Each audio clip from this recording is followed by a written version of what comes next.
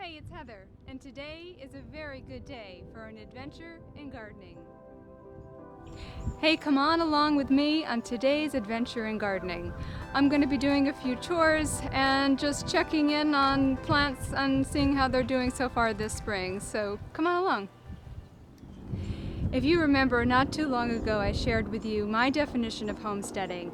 And homesteading is when you decide to do more of what you need yourself than to farm out and have other people do it for you. And you can homestead on any size piece of property. I do not have flat 40 acres by any means, and I have an average size yard. But what I've done is I've taken the concept of outdoor rooms, and here's a little garden here and a little garden over there, and I grow specific things in specific little outdoor rooms, and I rotate them, I rotate the crops throughout the rooms. But today is kind of like a bittersweet day for me, because right behind me here is the view that I can see from my kitchen window, and this is one of the rooms that I've totally underutilized. Yet I've put a lot of effort into it, trying to fight the system, because there's really not enough sun over there for anything really. So these dwarf Alberta spruce have been there for 18 years. Now, I know they're just dwarf Alberta spruce, but I love them. I love to look out my kitchen window and see green all the time, no matter what the season is. But the back side of them are totally shaggy. They don't have any needles, and I know they've needed to go for some time. And the reason I'm telling you all this, that they need to go, am I trying to convince myself? Maybe. But more so, on the other side of that little hedge there is the asparagus patch. And the asparagus patch has never come in strong, and it's entirely my fault, because I would not give up the dwarf Alberta spruce. The sun comes this direction most of the day, and so it gets some sun, but it could get so much more sun if I would just cut down the dwarf Alberta spruce. So I'm doing it today. So stay tuned. A couple of Christmases ago, my husband kept asking me, what can I get you for Christmas? And I'm like, really, I really want my own chainsaw for Christmas. And he said, you're not getting a chainsaw for Christmas. And Christmas morning, I woke up and there was a chainsaw. Look, it's electric, but it's still a chainsaw, and it's mine. And he said, don't ever tell anybody I bought you a chainsaw for Christmas, so don't tell anybody.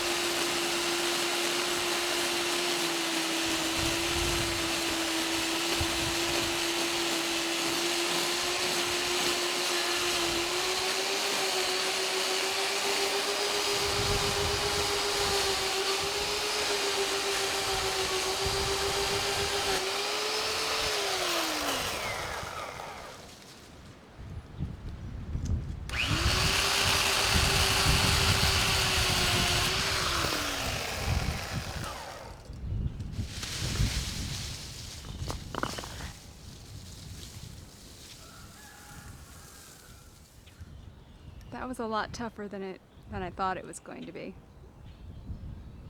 3 more? I hate it already. I don't like it. I think I'm gonna leave that one. I'll probably decide in the middle of the night, yeah, I gotta take that last one down. But for now, I'm pointing the opposite direction. I'm taking one of them down right now. Okay. Yeah, so people who garden are supposed to be the ones who adapt to change the quickest, because everything's always changing in the garden. At least that's my theory. And apparently I don't like change, because, so I left that one. And like I said, I'll wake up in the middle of the night and I'll be like, oh yeah, I'll take that down. But for now, it makes me feel better just to leave it there. Now let's focus on the positive, and that's the food. So I'll show you my motivator for making this job happen today. Okay, there it is in all its glory. the first asparagus. So there's a lot of work for me to do in this area over here because all I've done is like rake the leaves out so far. But you can see like there's some fennel like right next to the asparagus. And this is the perennial fennel. I do like having it because, well, I use it in recipes and the rabbits love to eat it too. But that's got to go. And then if you saw the video the other day on stinging nettle, that's a patch of stinging nettle right where asparagus is due to come up.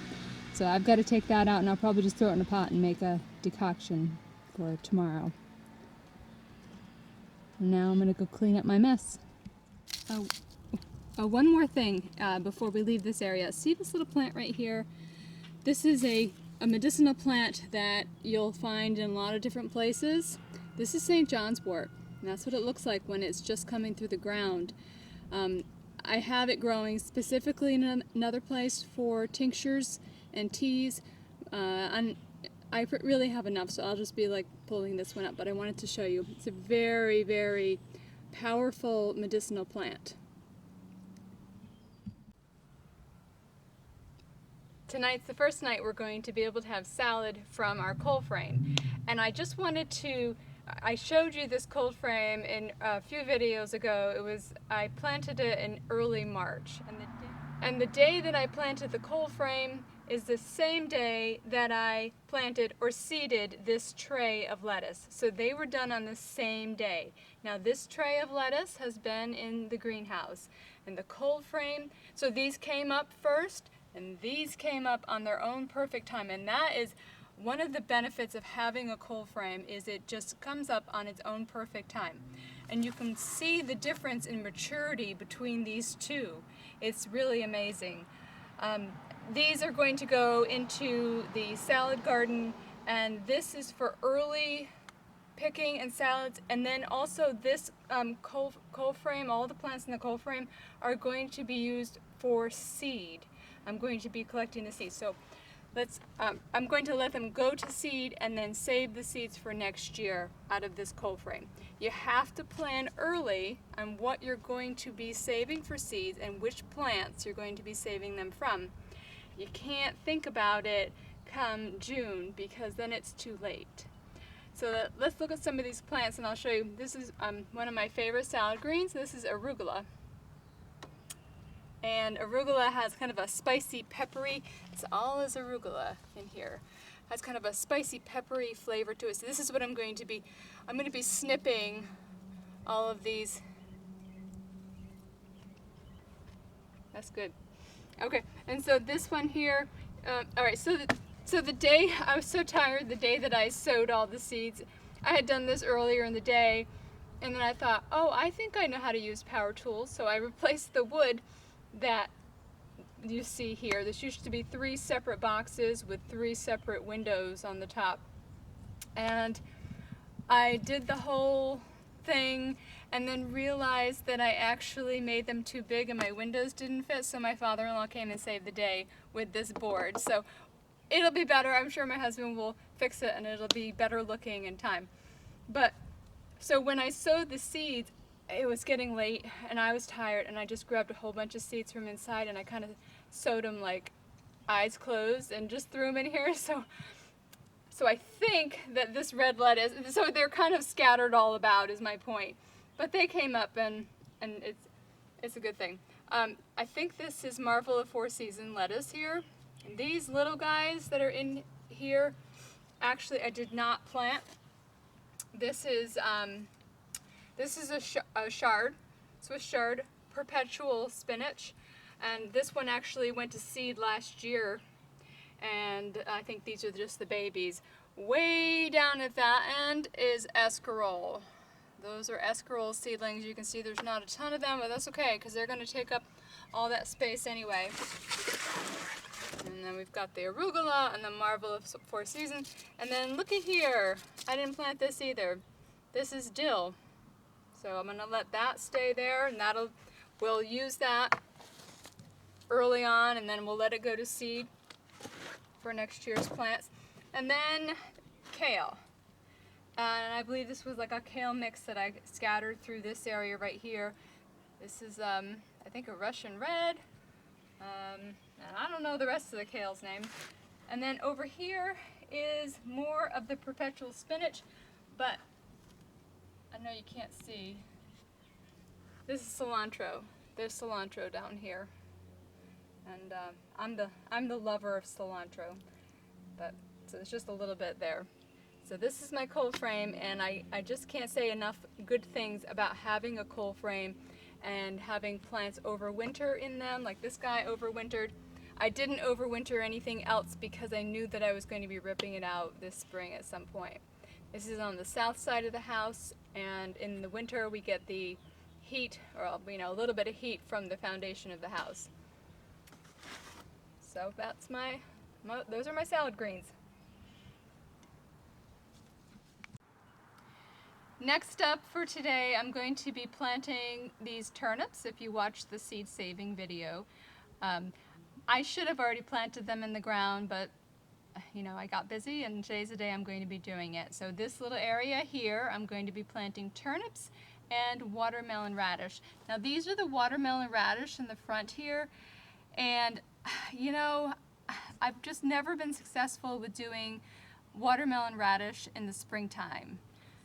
I can grow watermelon radish in the fall, and I have some inside. We're going to go inside from last fall. I've had them in the refrigerator, and I've been using them in salads all winter long.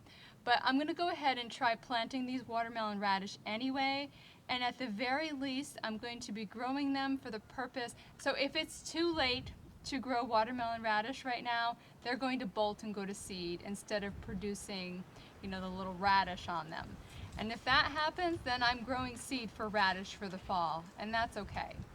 So this area right here, I'm going to be planting right now these turnips and the watermelon radish, and then later on in the season I'm going to be growing something else. But it's really, really warm here, so I have no problem thinking that I'm going to get these turnips and radish to turn over quickly.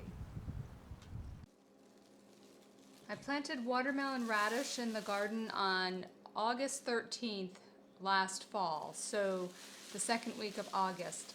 And this is why we keep notes, because they weren't ready when it was time to pull them out of the ground. Now these are the smallest ones left because I've eaten them all winter long. And remember, I take shortcuts when I can, so this is real time, baby. Look at this. They still have dirt on them, right? Can you see? So they're in here, and I've kept this in the refrigerator, and I'll take them out whenever we have salads. So all that's really left are the small ones, or the ones that didn't get their full color like a watermelon radish would. So these didn't mature all the way, but they still taste good. They still taste like watermelon radish. Look at this guy. He was almost a radish. Still has that kick, that spice that watermelon radish do, and I just love them. So anyway, I will be planting them the last week of July this year for winter storage. That is so cool, right? I mean, this isn't exactly what they're supposed to look like, but yeah, still looks almost like a watermelon radish. It tastes like one too.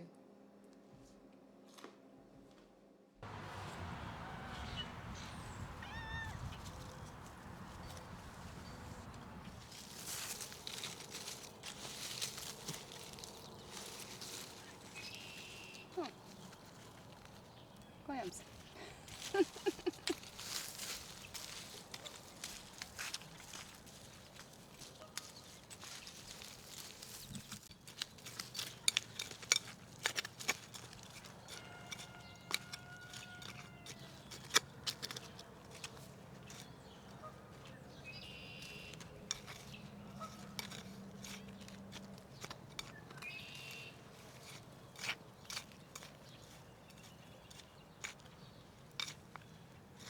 Yesterday I planted most of the potatoes.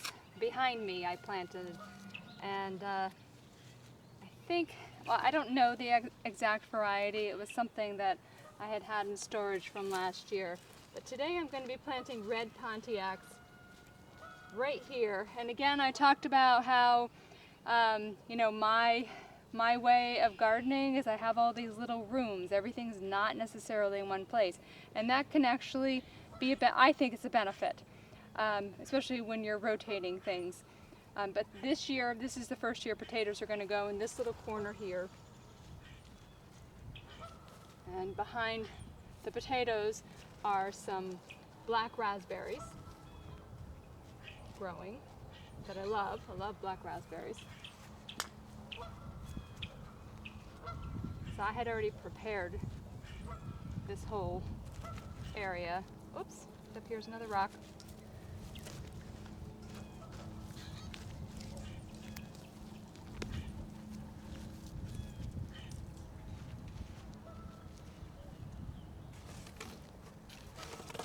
Here's the potatoes, and I'm just going to leave these whole. They're little, and I'm just going to space them out in this area here.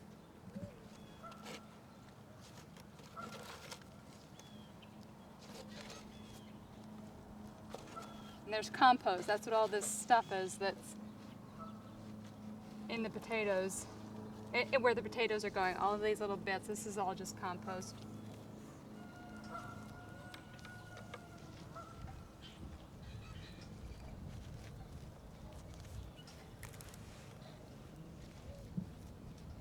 And I'll add some more soil to the top here as they start to grow. Here guys, stand up.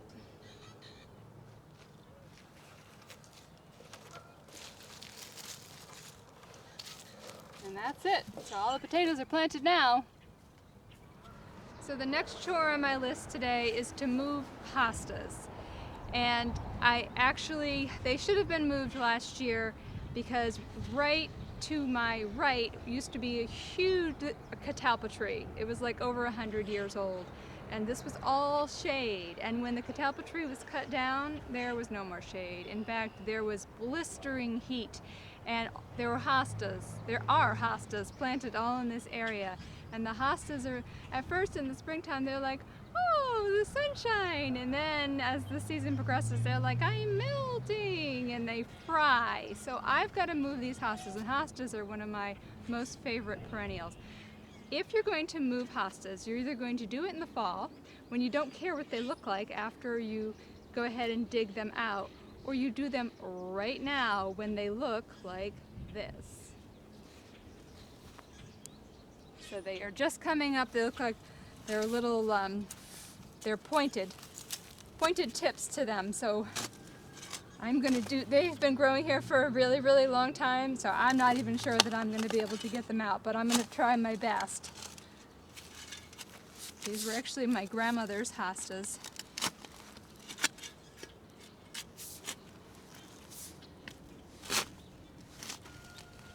Oh boy, I think that they're growing in the roots of the stump.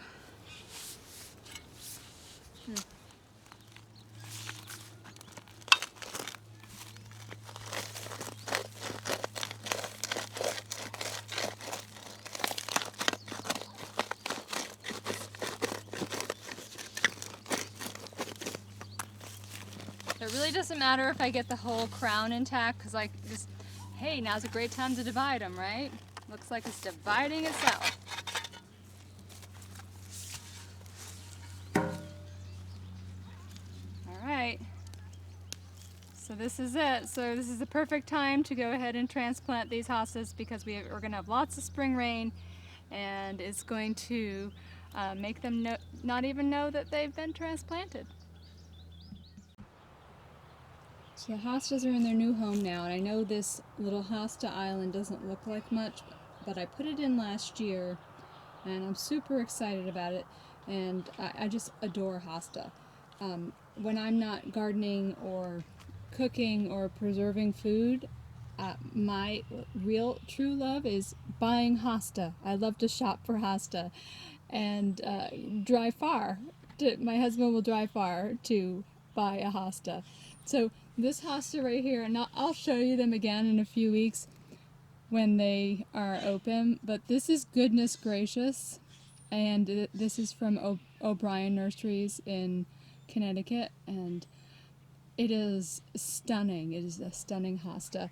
And this guy that I just transplanted here is Fire Island. I love that spring color, so I planted it right next to something that looks like nothing right now, but that's a painted lady fern.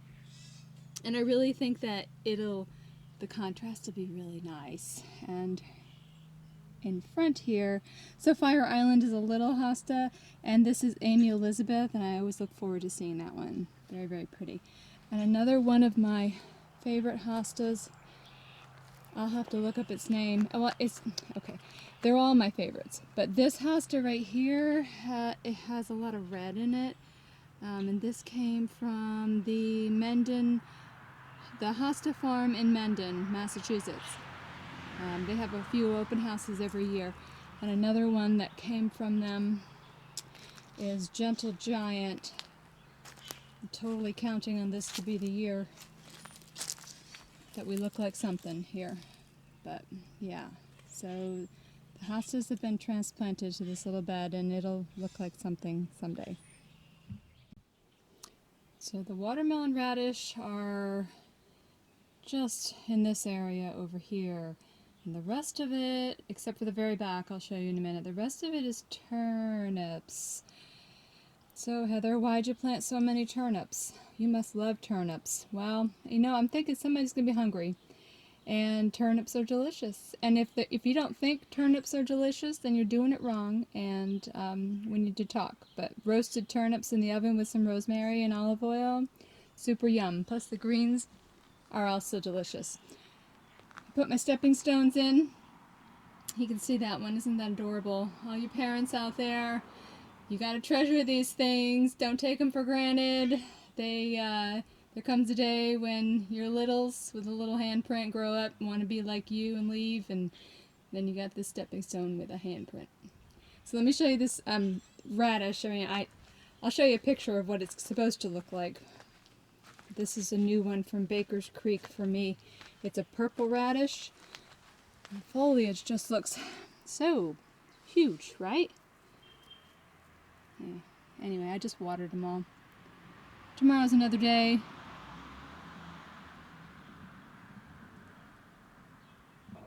Hey, thanks for doing my chores with me today. Subscribe, click that subscribe button so you don't miss out on any more adventures in gardening. And don't forget, every day is an adventure.